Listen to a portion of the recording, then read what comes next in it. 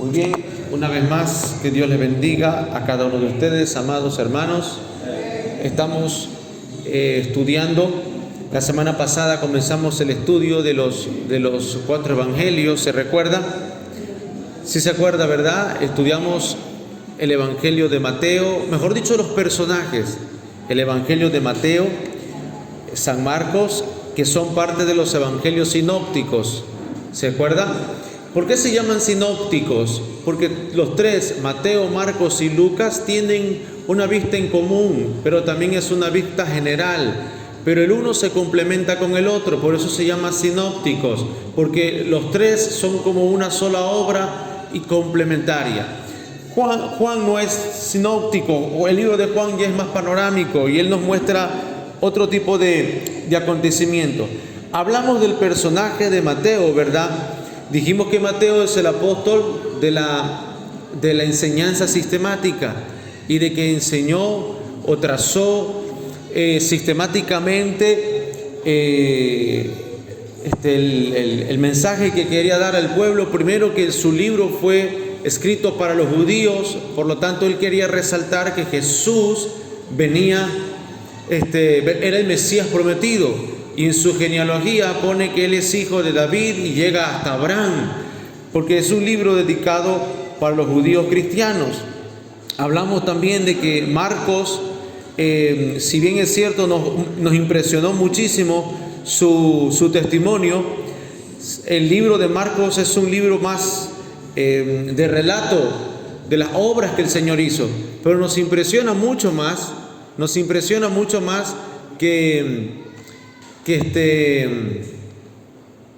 perdón, me distrajo un momento. Nos impresionó que Marcos tuvo errores, que Marcos se equivocó en su crecimiento como un jovencito ministro, pero luego agarró la onda, agarró el hilo y dice que Pablo al final dio buen testimonio de él, ¿verdad?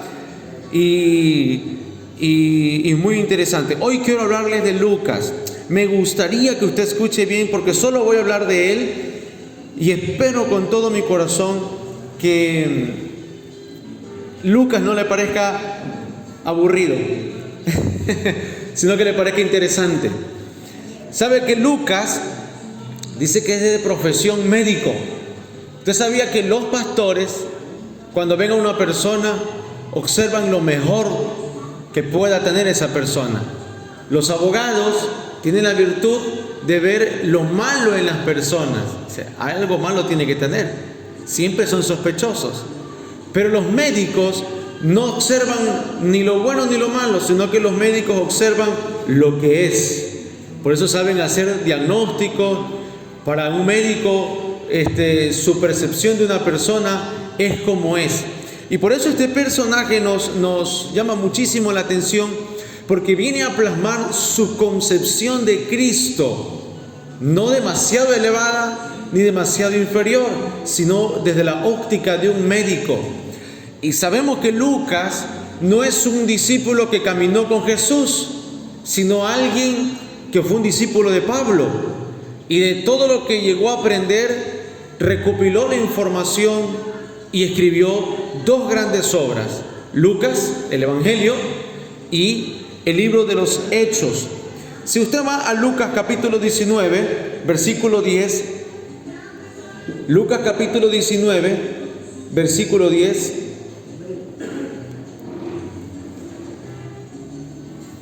ahí va a leer el mensaje central de su libro. Si bien es cierto, Lucas quiere también comunicar acerca de la deidad de Cristo, igual que Marcos, igual que Mateo, él aquí agrega un detalle importante. ¿Que ya lo tiene conmigo? ¿Qué dice Lucas 19, verso 10? Lo que se había perdido. Para Lucas, más importante o mucho más de demostrar que Jesús es el Mesías, él quería llegar a los corazones de las personas dando este mensaje, que Jesús vino a buscar y vino a salvar lo que se había perdido. Recuerden, Mateo escribe a los judíos cristianos, Marcos escribe a los griegos, pero Lucas dice, yo quiero que mi Cristo, el que yo quiero presentar, sea universal, que sea para todo el mundo, para los grandes, pequeños, porque para la visión que Lucas tenía de Cristo es que Él vino a buscar a todos los perdidos. Ya desde ahí nos va dando una riqueza maravillosa de la concepción que tenía Lucas. Entonces Lucas presenta una forma muy comprensiva y muy sistemática la historia de nuestro Señor Jesucristo y hace brillar el amor que Jesús tiene por los perdidos. Al decir Lucas, Él viene por los que están perdidos, Él viene a buscarlos y Él viene a salvarlos. Él está demostrando, Lucas, que Jesús tiene amor por los menos afortunados, por los pobres, por la gente de la clase social baja, aunque el libro está dedicado a un personaje de clase social alta. Él en su contenido dice que Jesús no tiene que ver con estratos sociales. Él viene por todo el mundo. Amén. Él viene por todo el mundo. En Colosenses 4, verso 14, Pablo se refiere acerca de él como el médico amado. Dice Lucas, el médico amado. ¿Usted sabía que Lucas no era judío? Eso significa que Lucas es el único escritor no judío del Nuevo Testamento. Todos los escritores del Nuevo Testamento eran judíos, pero Lucas es el único que no es judío. Ya de ahí, para que Dios permitiera que el Santo Evangelio escrito por él quede escrito y canonizado, nos da esperanza que nosotros, los latinos, los ecuatorianos, los que no somos de su linaje sanguíneo, tengamos un propósito con él. Para que usted se dé cuenta que aquella persona que se pueda sentir insignificante por no nacer en cierto lugar, aquellos que como yo sienten que la cigüeña se equivocó y debieron de haber nacido en otro lugar. A veces yo le digo a mi hija, a mi esposa, le digo, yo siento que la cigüeña se equivocó. Cada vez que paso por la avenida del Bombero y paso por los Ceibos, digo yo, aquí debió haber nacido. Hay unos Ceibos. O cada vez que vamos por Urdesa, Lomas de Urdesa, le digo, vea, aquí la cigüeña debió haberme lanzado en cualquiera de estas casas, digo yo. pero yo creo que la cigüeña sí se equivocó, pero Dios no se equivocó. Amén. Entonces, amado, para que usted se dé cuenta que Dios no se equivoca, y si alguien tiene un sueño con Dios, Dios va a hacerlo relevante. Ahí está Lucas, un médico que no era judío, no se sabe si era griego, no se sabe si era romano, pero sí se sabe que era alguien que se convirtió al Señor. Posiblemente se llegó a convertir en la iglesia de Antioquía, cuando dice que vino la persecución y los varios cristianos discípulos llegaron a Antioquía y comerciantes se reunieron y armaron la iglesia en Antioquía. Posiblemente en Antioquía, allá en esa iglesia, fue que se convirtió Lucas, posiblemente. No lo dice la Biblia, pero a ciencia cierta. Pero lo que sí da a notar es que desde que se convirtió al Señor, dio fruto, interés, deseo, pasión por buscar de Dios. Eso es lo que tiene que a nosotros, hermano, marcarnos la diferencia. Nuestro deseo por conocerlo a Dios. Nuestro deseo por llamarle la atención para que Dios mire en nosotros nuestra débil humanidad y provocar que Él nos utilice. ¿Cuántos quisieran ser usados por Dios? Ese debe de ser el deseo de todos los nuevos convertidos. Un día llegarse a convertir en instrumento en las manos del Señor. Entonces, amado hermano, parece que Lucas pertenecía a los estratos altos de la sociedad, porque sus escritos muestran un grado alto de educación. Se dice que la personalidad de Lucas se resalta en sus obras, en el Evangelio y en los Hechos. Era un hombre de amplia visión y profunda simpatía. Poseía un espíritu poético, espiritual y singular. ¿Se acuerda lo que enseñé hace algún tiempo atrás de la simpatía? Todos los cristianos tenemos, los seres humanos tenemos 3 estados emocionales: simpatía, empatía y antipatía. Y uno tiene que aprender a tener simpatía y a tener empatía. La simpatía simplemente es tener carisma y ser ameno con todo el mundo. La empatía es ponerte en el lugar del mundo o de la otra persona. Y la antipatía es como los cínicos. Estaba estudiando ahora acerca de la filosofía griega. Los cínicos. Cínico era un personaje. Y ese personaje decía: a mí no me importa lo que le pasa a la gente. Y de ahí viene la palabra cínico, a los que no les importa a nadie. Y eso es parte de la antipatía.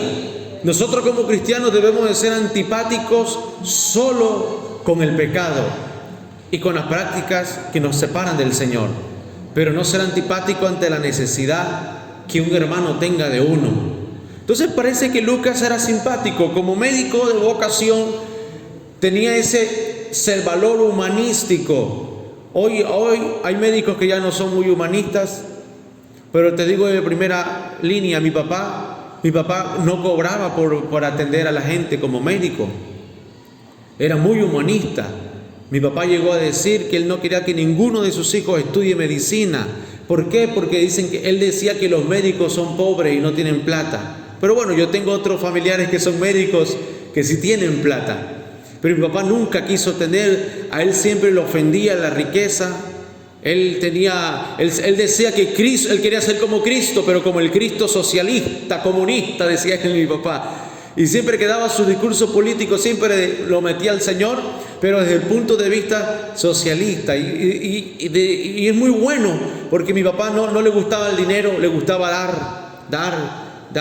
Se murió endeudado porque le compró moto a fulano, le hizo una tricimoto a sultano. Por ahí se endeudó con un carro ayudándole a pagar a alguien, siempre ayudándole a la gente.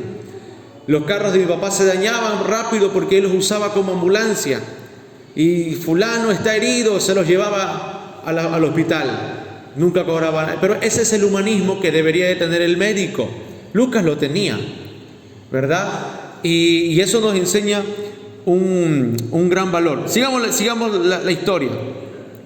Lucas también fue el primer gran historiador de la iglesia.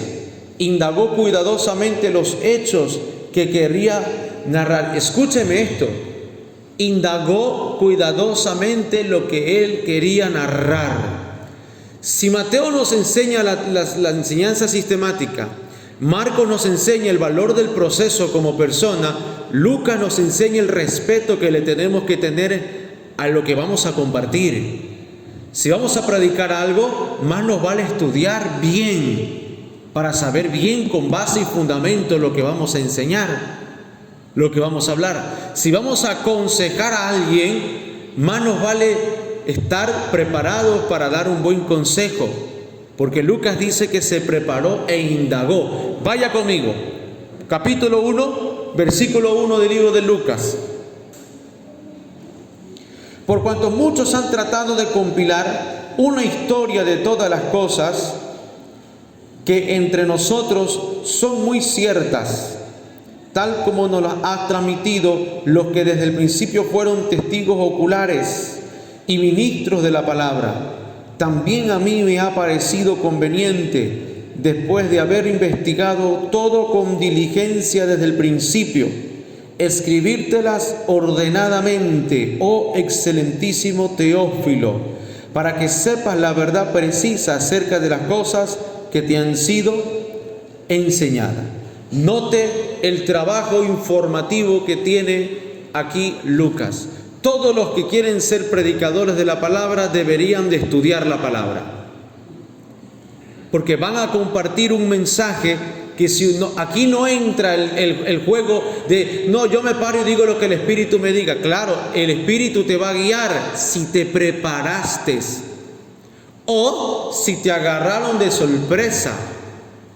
Un día el pastor no vino, el hermano Iván no está, y ahora ¿quién predica? Ahí te agarra el Espíritu Santo. Y como te pones nervioso, Dios toma tu débil humanidad y hará que lo que ya sabes se ejecute o se diga ordenadamente. Pero no encuentro en ninguna parte de la Biblia que el Señor toma un vago, alguien que no estudió, que no se disciplinó, y lo llenó de conocimiento. Eso no existe en la Biblia. Y hay gente que ha dicho que Pedro era del vulgo. Mentira. Dios no dice que Pedro era del vulgo. Los criticones de afuera que dijeron, estos son unos borrachos, ellos mismos dijeron, esta gente es del vulgo, iletrada, ignorante. Esta gente no ha pasado por la universidad. Eso no lo dijo Dios, lo dijo la gente que lo criticó. Pero en realidad sí pasaron la universidad. Porque un predicador mínimo necesita 2 años de estudio sistemático, semanal, donde sea disciplinado, mínimo 2 años, entonces ya puede elaborar un mensaje, ya puede predicar, ya puede ser ordenadamente, empezar a trabajar como un obrero, mínimo. Yo doy clase en universidad y te lo puedo decir, mínimo son 2 años, un seminario básico de teología, mínimo. ¿Y cuántos pasaron ellos un seminario internado con Cristo? 3 años, dormían con Jesús, comían con Jesús.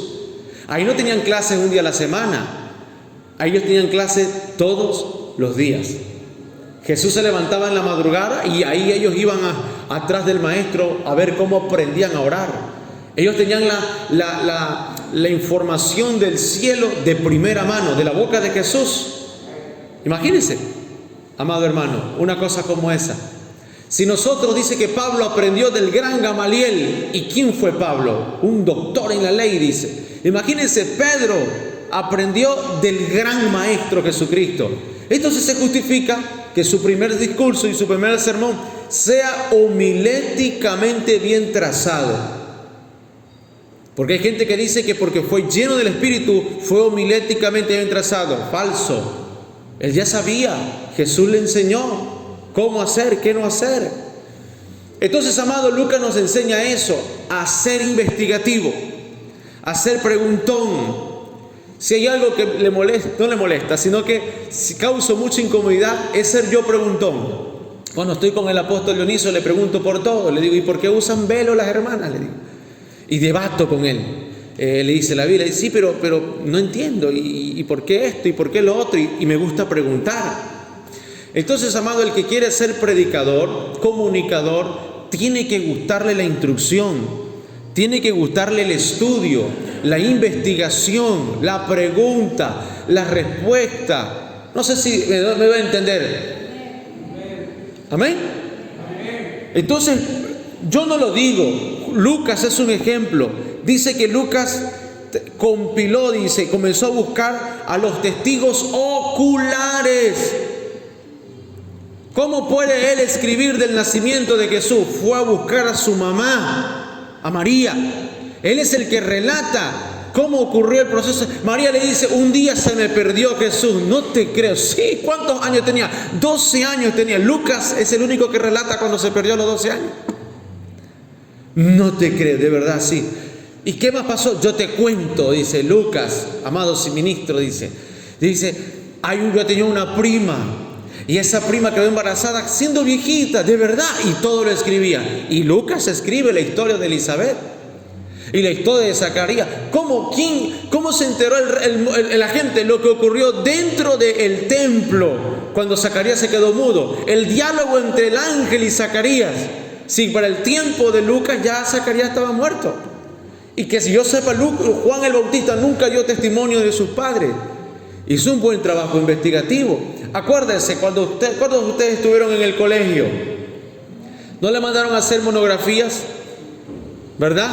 Y eso es una cosa de investigación, búsqueda, bibliografía, reporte y cosas como esa. Entonces, amado hermano, Lucas hizo bien su trabajo. Sigamos. En el capítulo 3, verso 23, usted se va a dar cuenta que cuando él escribe la genealogía, su propósito no es solo presentar a Jesús para un sector, sino presentarlo de forma universal. Dice, y cuando comenzó su ministerio, Jesús mismo tenía unos 30 años, siendo, como se suponía, hijo de José, quien era hijo de Elí.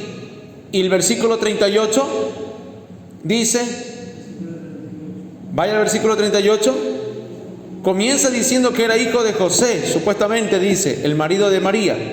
Pero no se queda en David, no se queda en Abraham, como fue Mateo. Él avanza hasta Enos, Seth, Adán y Dios. Para dar a entender, mira, como buen historiador, ese es un predicador muy bueno, porque él era un predicador completo, no dejaba nada en el aire, no dejaba nada a medias, nada en el cual el pueblo pueda quedarse con el aire y interpretar las cosas a su manera. Él decía, Jesús no se quedó con David o con Abraham, él salió de Adán, y de Adán de Dios. Eso se llama la perspectiva universal de Jesucristo. ¿Me va a entender? En Hechos capítulo 20, Lucas relata lo siguiente. Capítulo 20, versículo 6. Lucas capítulo 20, versículo 6. Perdón, Hechos capítulo 20, versículo 6. Dice, nos embarcamos en Filipos después de los días de los panes sin levadura, y en 5 días llegamos a donde ellos estaban en Troas, y allí nos quedamos 7 días. Relata Lucas, quien era compañero del apóstol Pablo. Ahora, parece que entre los viajes, en el segundo viaje misionero, Lucas empieza a acompañar al apóstol Pablo. Pero a diferencia de Marcos, no lo acompaña como un discípulo, un ayudante, ¿cómo lo puedo decir? Como un ayudante de quien le cargaba las cosas o de quien le ayudaba en sus necesidades. No, él era un colaborador ministerial, lo ayudaba como un predicador. Como Pablo no era pastor y Pablo era más predicador y maestro, Pablo se llevó a Silas en sus viajes misioneros, porque dice que Silas era un profeta. Y dice que como profeta confirmaba las iglesias. Entonces, miren el juego ministerial. Pablo como apóstol dio muchas enseñanzas, traza doctrina. Y Pablo no era tan extrovertido, porque a gente así como usted y yo se nos quedaban dormidos. Dice que Eutico en esa historia se queda dormido, porque Pablo le gustaba hablar. ¿Cómo sería la elocuencia de Pablo? Muy mala, porque Pablo dice que él era malo elocuente, que un buen elocuente era Apolos, pero dice que él era medio falto de elocuencia, pero dice, pero no lo soy en sabiduría. Parece que no era muy bueno en la elocuencia. Escuchar a un predicador con una buena elocuencia, con una buena retórica, es atractivo, porque no nos deja dormir y nos mantiene así en la chispa. Pero Pablo no era muy bueno en la retórica, hablando. Entonces se llevaba a Silas, y Silas sí era bueno en la retórica hablando. Pero también se le juntó Lucas, y lo escuchó predicar a Lucas, y Lucas predicaba, era un predicador activo. Pero Lucas tenía un don que no lo tenía Pablo y no lo tenía Silas, era el de ser un pastor. Y mira hasta dónde te voy a meter, porque las obras que Lucas escribe demuestran el corazón de un pastor. Porque el evangelio según San Lucas, si no me equivoco, es el evangelio favorito de los pastores, al igual que el libro de Mateo para los maestros y el libro de Marcos para los evangelistas. Interesante. ¿Están aprendiendo algo? Fíjese. Entonces dice que como le vio carisma cuando predicaba, pero sentía esa empatía por el pueblo, simpatía y empatía por el pueblo, lo dejó Pablo en esa pequeña iglesia naciente en Filipos. Ahí te vas a quedar. Establece ancianos cuando puedan. Y se quedó un buen tiempo hasta este versículo que leemos, que Pablo en su tercer viaje misionero vuelve a visitar y ve la gracia del Señor en Filipos. Entonces ya habían ancianos, ya habían obispos, ya habían ciertas autoridades, y Lucas le dice: quiero acompañarte, quisiera recorrer, quiero reunir documentos, quiero salir un tiempo de la iglesia, porque siento el deseo en mi corazón de hacer un libro en nombre del Señor, el Santo Evangelio. Entonces ahí empieza a acompañar Lucas al apóstol Pablo en su tercer viaje misionero. Si usted lee 2 de Timoteo 4:11, dice: solo Lucas está conmigo. Solo esa parte nomás. Solo Lucas está conmigo. Y Filemón, capítulo 1, verso 23 al 24, dice: te saluda Epafras, mi compañero de prisión en Cristo Jesús, también Marcos, Aristarco, Demas y Lucas, mis colaboradores. En este mismo tiempo que ya Pablo estaba encarcelado, menciona también a Marcos como su colaborador, pero también lo menciona a Lucas como uno de sus colaboradores. Dese cuenta cómo Pablo se refiere a Lucas como un colaborador. Uno no le dice colaborador a quien no es copartícipe con el ministerio. Entonces quiero que ya deje de ver a Lucas solo como el médico, empiece a verlo ahora como el ministro de la palabra. Ya no era solo un profesional, era el colaborador de Pablo. Él está conmigo y fue amigo de Pablo, camarada de Pablo, hasta el día de la muerte del apóstol Pablo. Lucas parece que iba en el barco de Hechos 27 cuando el barco naufragió, porque Lucas escribe exactamente con detalle todo lo que ocurrió dentro de ese barco. Así que parece que él iba ahí acompañándolo al apóstol Pablo. ¿Hemos entendido ahí la breve historia? Muy bien. Vamos a la materia espiritual entonces. ¿A quién le escribió Lucas el libro? Los dos libros, Lucas y Hechos, Evangelio y el libro de los Hechos. A un discípulo llamado Teófilo. Mire, esto es lo que hace un pastor. No puede ver una oveja sin doctrinarla. Así sea que no la pueda congregar en la iglesia. Si la oveja está lejos, ese pastor se va a preocupar de que esa oveja reciba la doctrina completa. No solo lo va a dejar diciéndole, busca al Señor. Eso lo hace un evangelista. Eso lo puede hacer un profeta. Tú busca al Señor, ora al Señor, ayuna al Señor y métete con Dios. Pero un pastor siente un compromiso mucho más profundo, porque es un papá. Siente que ha salido de sus entrañas espirituales alguien que necesita de él para sobrevivir. Una persona que no es un pastor piensa muy fríamente de las almas y de la gente que lo necesita. Vuelvo a repetir, un pastor mira siempre lo bueno en las personas. Y en esto se combinó el pastor con el médico, que el médico mira la situación real de las personas. Y como él sintió ese llamado pastoral, se dio cuenta que él tenía que hacer algo para solucionar las realidades que tenía la gente. Entonces escribe a Teófilo, una persona de la alta sociedad. Oh, excelentísimo Teófilo, ¿cómo, hermano, te preparas para predicarle a alguien según su estrato social? No es lo mismo predicarle a alguien que tiene conocimiento en las leyes, por ejemplo, derecho, su cabeza está llena de derecho, leyes, juicio. Es diferente predicarle a un médico que su cabeza está llena de organismos, medicina, anatomía. Lo diferente de predicarle a un ingeniero que su cabeza está llena de números y más números. Diferente de predicarle a un banquero. Su cabeza está llena de balances, de estadísticas, de dinero, de ingresos, de egresos. Diferente de predicarle a los que son todo su círculo es la albañilería, la pintura, los oficios varios. No es que los mensajes cambian o no es que los mensajes sean diferentes, es que hay una línea para saber llegar a cada uno. No es lo mismo. El Espíritu hace una obra, pero no es lo mismo. Entonces se da el tiempo Lucas de escribirle al excelentísimo Teófilo. Y el libro, amado hermano, tiene varios rasgos, 6 rasgos que yo le quiero compartir en esta noche. Número 1, el libro presenta el Evangelio universal, como se lo dije al principio. Es decir, Teófilo, quiero enseñarte que Cristo no es solo para los judíos. Cristo ha venido por todas las razas de la tierra.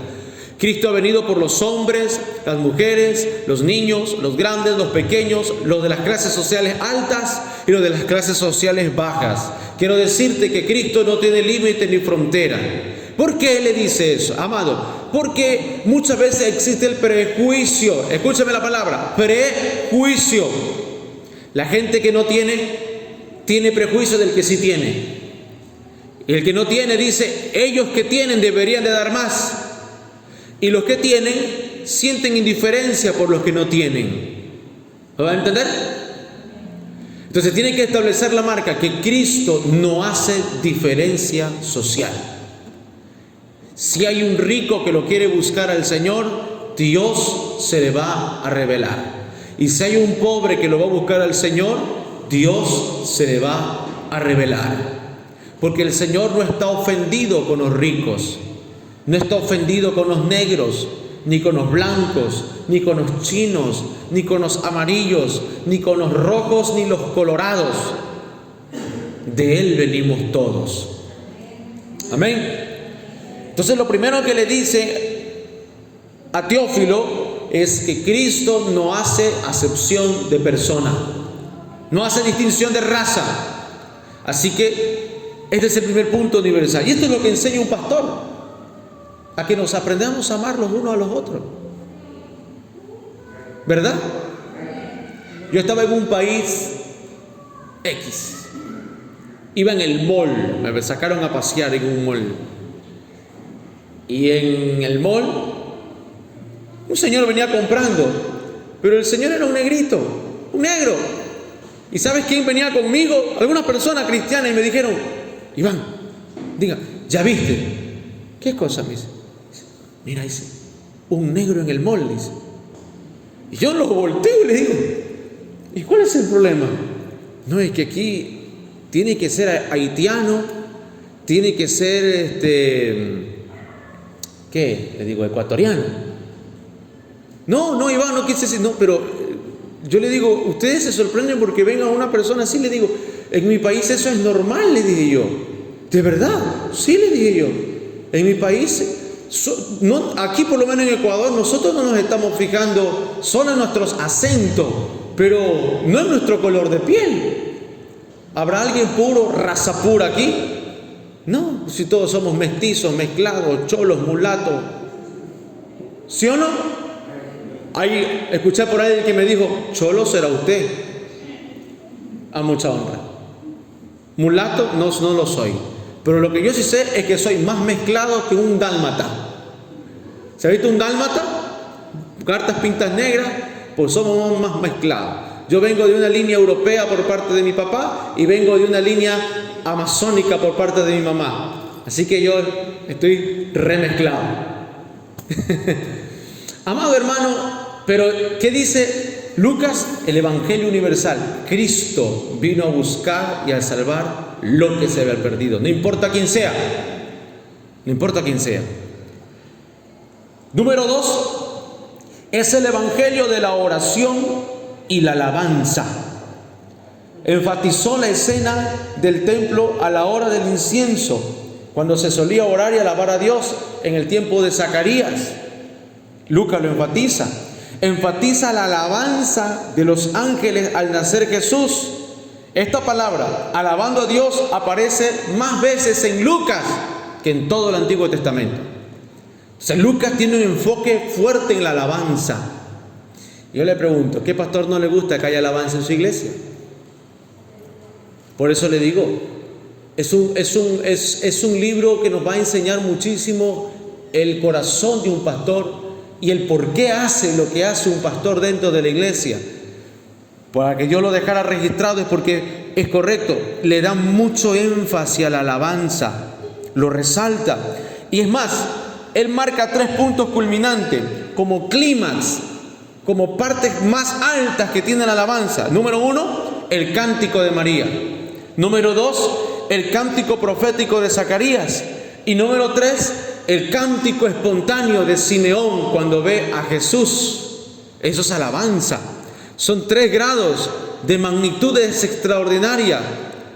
Sea Dios bendito, glorificado, que ha visto la bajeza de su sierva. Eso es lo que hacemos cuando cantamos al Señor. No lo hacemos para sentirnos mejor, lo hacemos para que Él mire nuestra bajeza. Lo adoramos porque Él es exaltado, aunque nosotros seamos vasos de barro, desquebrajados muchas veces, vacíos porque se nos fue el contenido, pero dentro de lo que cabe lo adoramos para que Él tenga misericordia de nosotros, nos mire a nosotros, capturar su atención. Ese es el deseo de adorarle y alabarle, ¿verdad? Entonces exalta la alabanza. Tiene mucho énfasis en la oración. Y él relata mucho el tema de la oración antes y después de cada momento hostil que Jesús tuvo que pasar. Lucas menciona a cada momento, y Jesús se apartaba a orar, y Jesús oró por Lázaro, y Jesús y oraba en Getsemaní, y siempre en momentos de desafío. Es lo que un pastor te lleva a ti. No puede un pastor vivir ni hacer ministerio sin llevar al pueblo a periodos de oración, a periodos de intercesión. Entonces, para que alguien no diga, este pastor molesta, ¿por qué no ora en la casa? No es el pastor, es el santo ministerio. Lo vemos en Lucas y lo resalta. Es el santo ministerio que hace que sea un evangelio de alabanza y de adoración. Un cristiano que no adora es como una pareja de esposos que ya no tiene intimidad sexual. Es solo una pantalla, apariencia de piedad, porque en la adoración se ve tu amor a tu Creador, tu amor a tu Señor. Y en la oración es la conversación que tú tienes con Dios. Cierta persona dijo, que no me acuerdo, que lo habré leído en un libro: si a alguien no le gusta orar, no está preparado para entrar al cielo, porque la oración es el comienzo del diálogo entre tú y Dios.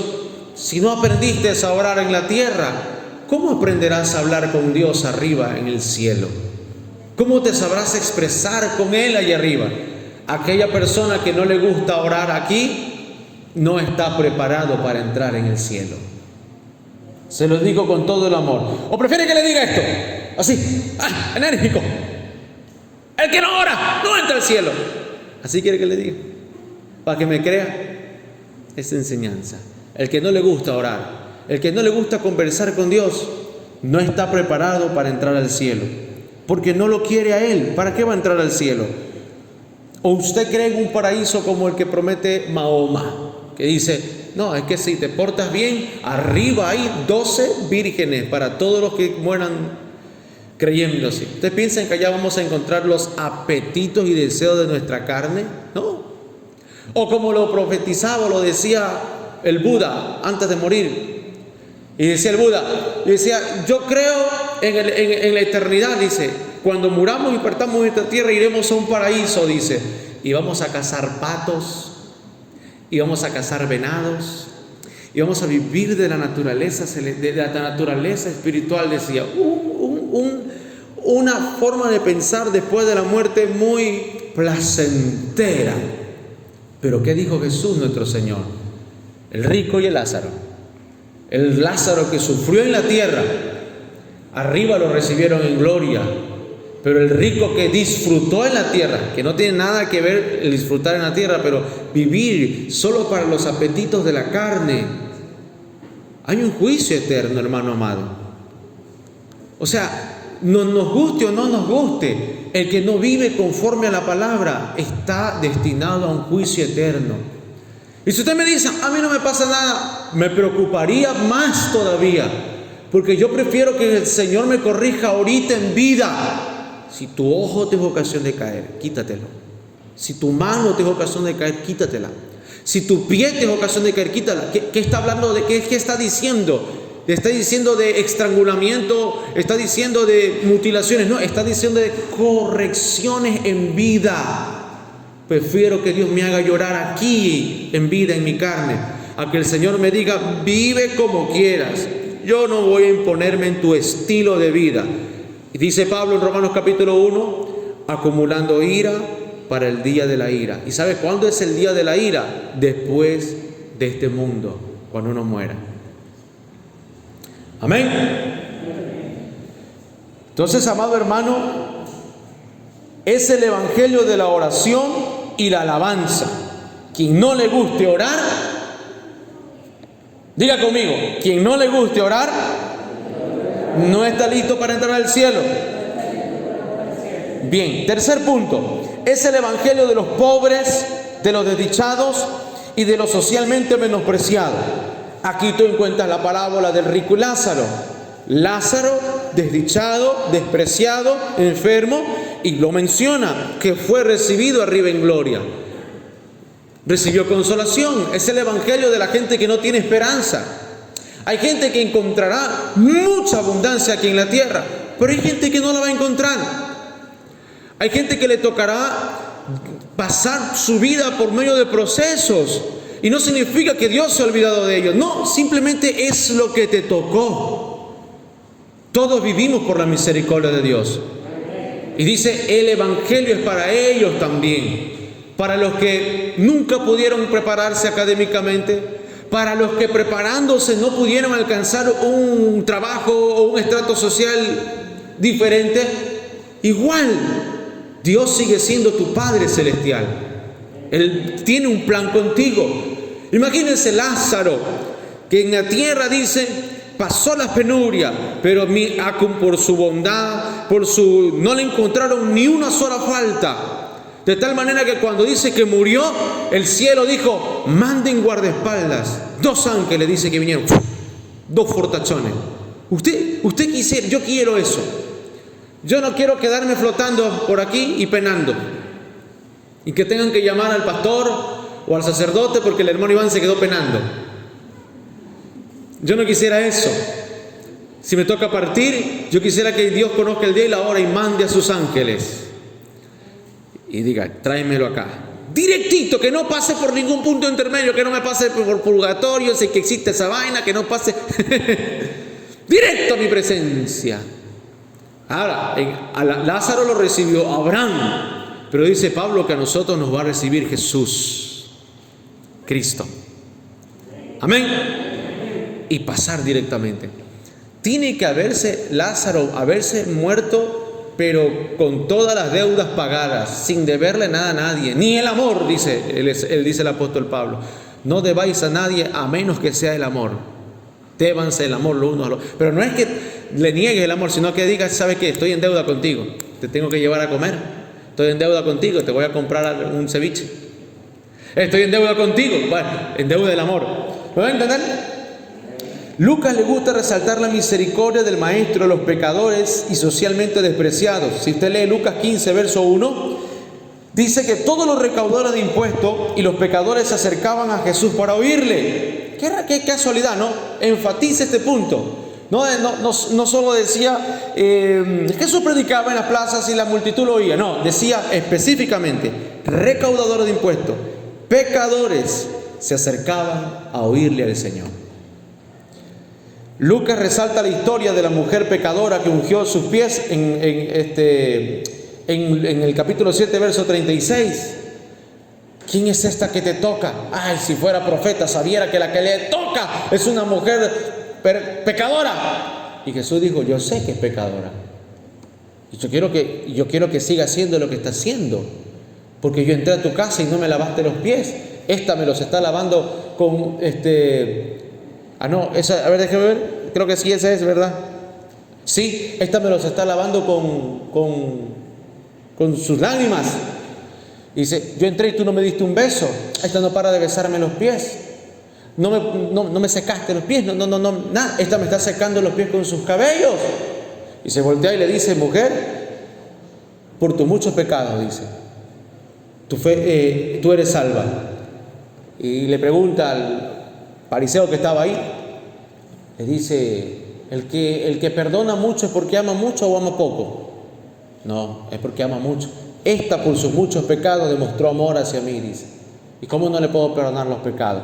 Dese cuenta que Lucas resalta ese tipo de historias de gente que no que se decía cristiana, sino que de verdad se tiraba a los pies del Señor a llorarle. Yo quiero ver el día en que se les corra el maquillaje, que se les corra el rímel, se desgreñen. Quiero volverlas a ver tiradas a los pies del Maestro, perdiendo su reputación y llorando, como que se sintieran que es el último día de sus vidas.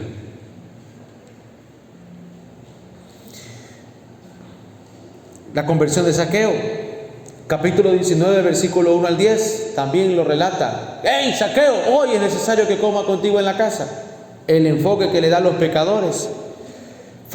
El fariseo y el publicano también la relata. El enfoque que le da a la oración sencilla de un publicano: sé propicio a mí, Señor, que soy pecador. ¿Estamos entendiendo? Cuarto punto, es el evangelio de las mujeres. El evangelio de las mujeres. Lucas registra la solicitud divina por las mujeres.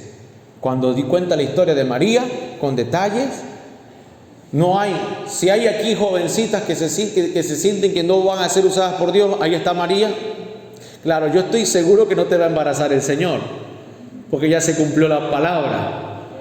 Pero lo que sí resalta es que el Señor mira la condición de las jóvenes, las muchachas, y dice, la vio María. Ay, hermano Iván, solo ve a las jovencitas. No, Elizabeth, la viejita también. Dice, yo ya no tengo nada con el Señor. ¿Quiénes aquí se consideran viejitas? Las que tengan 99 años para arriba. Bueno, no digámosle viejitas para que no se sientan raras, digámosles adultas. Una persona adulta tiene 40 para arriba, ¿verdad? Y a veces a la edad de 40 para arriba, ya uno cae en un estado de tus alegrías son las alegrías de tus hijos, ¿verdad? Ya uno dice, con que sea más alto que yo estoy contento. Con que él se gradúe, yo estoy contento. Ay, con que tenga hijos, yo estoy contento. Esa es la alegría de ellos. Pero Dios te dice que también te puede dar una alegría para ti. Claro, hermano Iván, no diga eso. Yo no quiero salir embarazada. No me refiero al embarazo. Ya Juan el Bautista nació. Pero lo que le quiero decir es que Dios tiene un plan también con los adultos. Y también puede hacerles crecer un nuevo propósito, un nuevo destino. ¿Por qué se desesperanza el que ya es adulto? ¿Usted no puede creer que Dios tiene un plan con usted y lo puede usar? Imagínense que usted viva hasta los 90 años. Tiene 40 años, 50 años más para ser usado por Dios. Así que no se desanime. Dice, ay, es que a mí ya se me pasó el tren y Dios tiene propósito solo con los jóvenes. No, eso no. Si hay algo que le ofende a Dios, es que usted no crea que Él puede hacer algo por usted. Porque es imposible que el que se acerque a Él porque el que se acerca a Él crea que le hay, dice, porque Él es galardonador de los que le creen. Porque dice que el que no tiene fe no lo agrada al Señor. Algo así dice el libro de los Hebreos. Yo estoy con Lucas ahorita.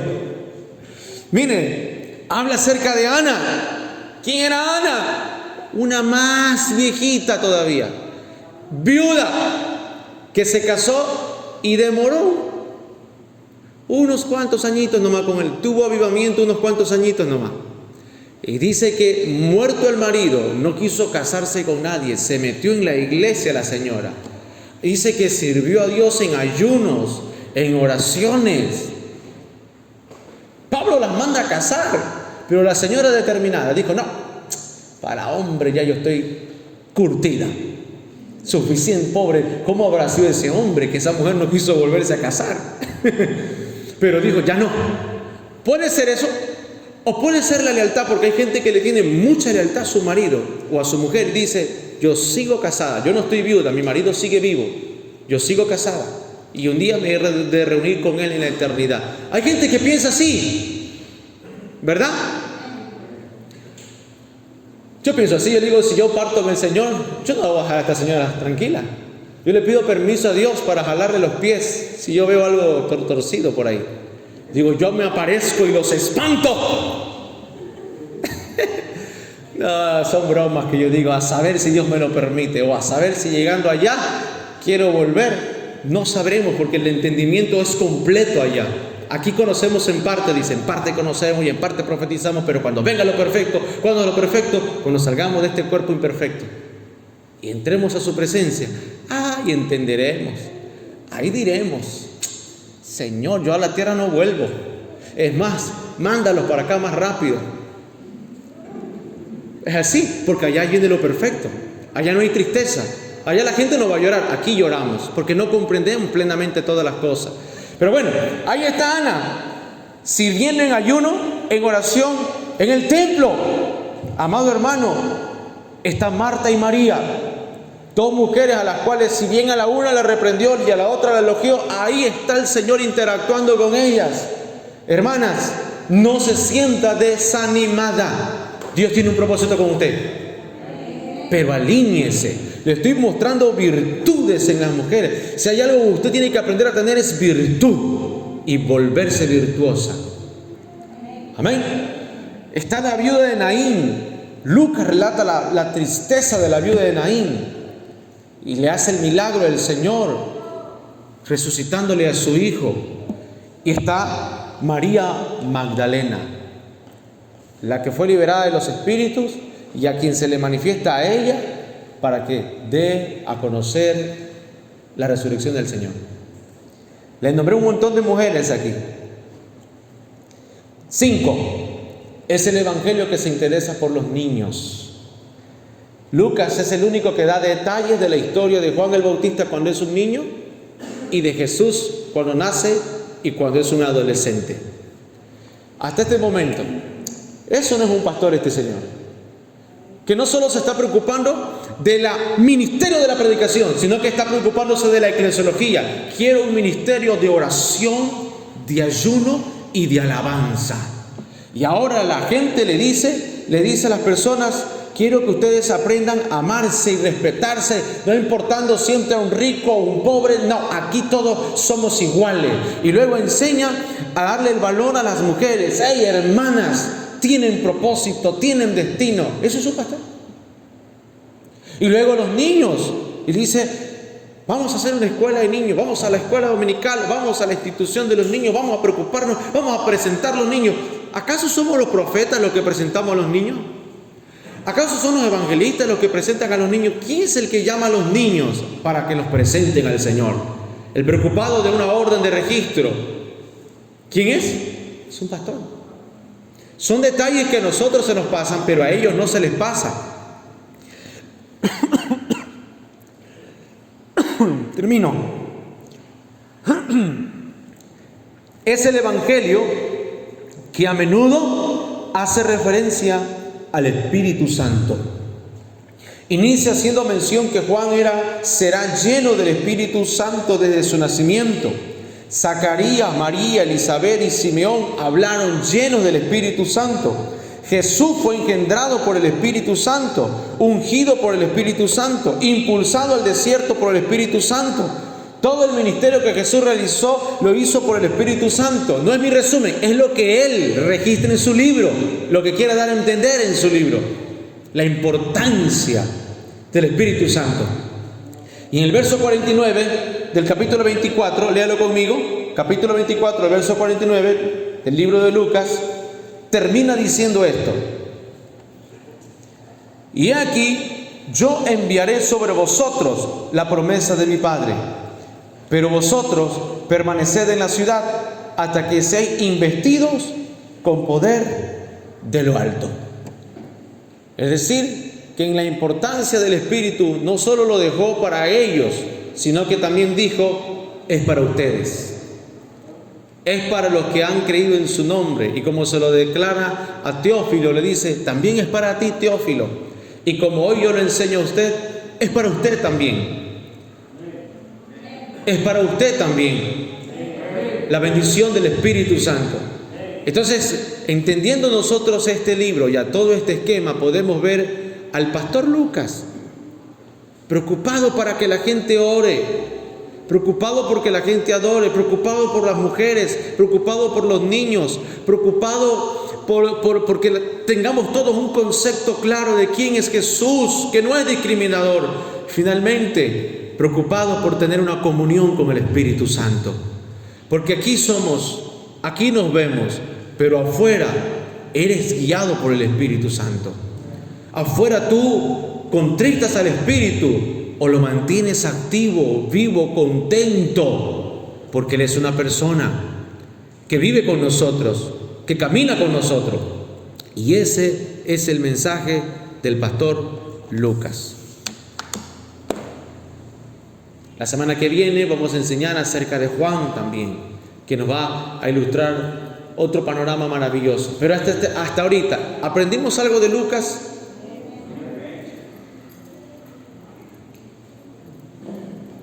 No sabemos nada de Teófilo. No sabemos en qué se convirtió Teófilo. Pero sí sabemos la obra que el Espíritu Santo hizo y sigue haciendo a través de Lucas en nosotros. Habiendo pasado 2000 años, su libro sigue siendo de bendición para nosotros. Es sagrado, es completo, es integral y nos ayuda mucho a entender a nuestros pastores. Quien conoce a Lucas bien y lo lee bien, no tropieza con los pastores, los comprenden, los entienden. Amén. Señor Jesús, gracias por esta palabra, esta enseñanza. Que tu pueblo sea bendito, sea bendecido, Señor, por medio de este estudio bíblico, Padre Celestial. Hoy que volveremos a abrir el libro de San Lucas, miraremos desde otro punto de vista, miraremos con más respeto, miraremos con más temor, miraremos con más reverencia la obra escrita de un pastor, de un médico que dejó registrado temas con gran temor y temblor. Señor, al abrir tu palabra tendremos mayor reverencia, Señor, por ponerla por obra, por cumplirla, porque tu palabra es vida, Señor. Tu palabra es vida y queremos tu vida en nosotros, Señor, en el nombre de Jesús. Levánteme sus manos. Dios te bendiga y te guarde, iglesia. Que el Señor haga resplandecer su rostro sobre tu vida, que ponga en ti paz y que haga memoria de todas tus ofrendas. En el nombre de Jesús. Amén, amén y amén.